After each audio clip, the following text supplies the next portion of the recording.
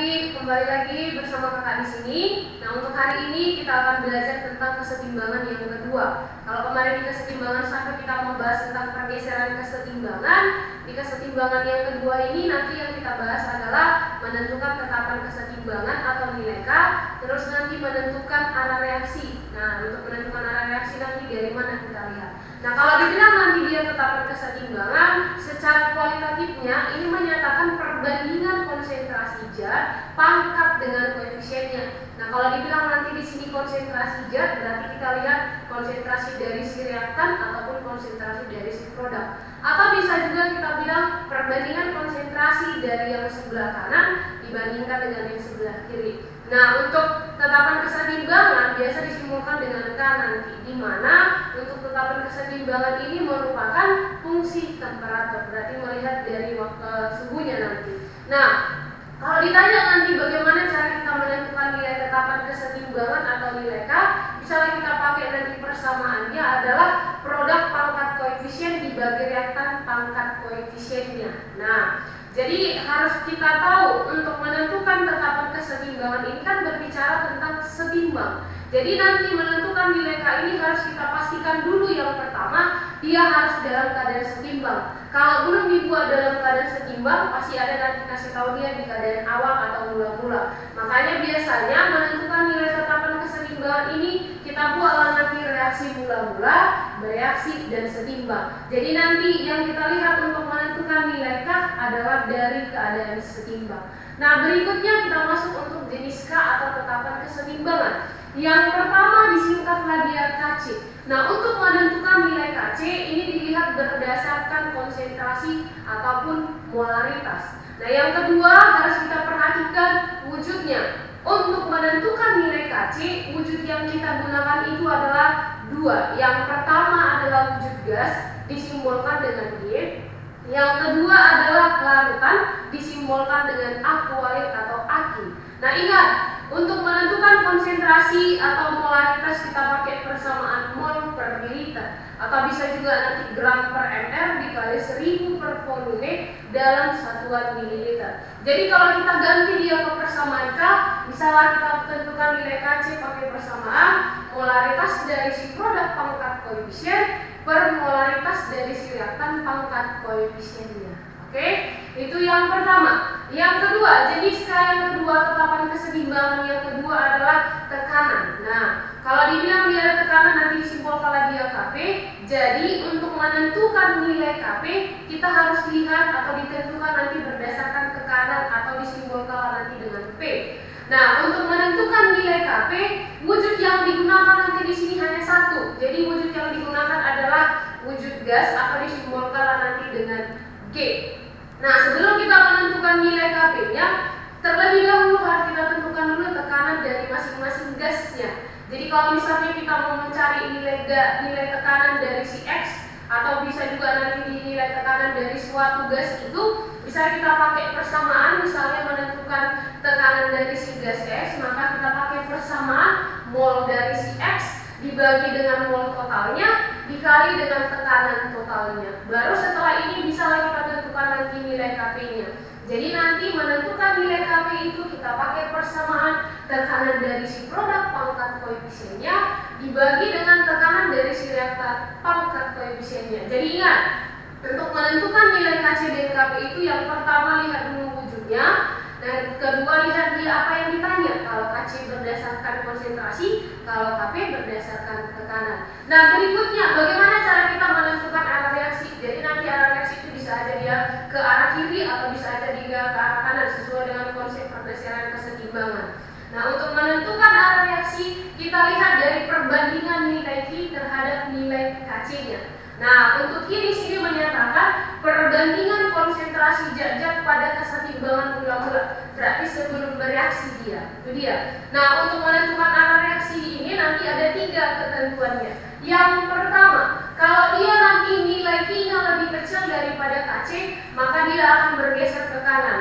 Jadi bisa nanti kita simpulkan dari sini, konsentrasi dari yang di kanan akan bertambah, sedangkan konsentrasi yang di kiri akan berkurang. Yang kedua, apabila nilai Q-nya lebih besar daripada Kc, maka kesetimbangan atau dia akan bergeser ke Q kiri. Jadi nanti di sini konsentrasi yang bertambah itu adalah yang di sebelah kiri dan yang berkurang adalah di sebelah kanan. Nah, kondisi yang ketiga atau ketentuan yang ketiga nanti di sini adalah nilai Q sama dengan KC. Kalau nanti nilai Q sama dengan KC, inilah yang dibilang nanti reaksinya telah mencapai keseimbangan. Jadi ingat ketiga ketentuan ini, karena nanti di reaksi mau aja kita disuruh menentukan kemana arah reaksinya. Nah, untuk lebih paham, masuklah kita ke soal pengantar nomor 1.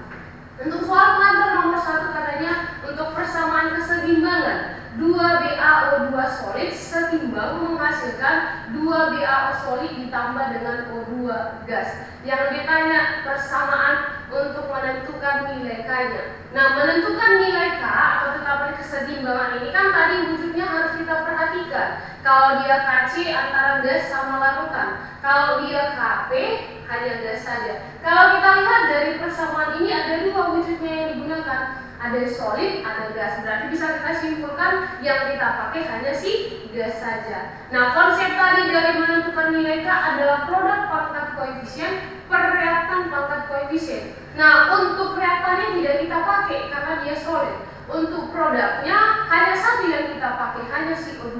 Maka persamaan K-nya menjadi konsentrasi dari CO2. Jadi jawaban untuk soal pengantar nomor 1 adalah yang E. Lanjut yang kedua, untuk soal pengantar nomor 2. Diketahui reaksi 2NH3 gas setimbang menghasilkan N2 gas ditambah dengan 3H2 gas.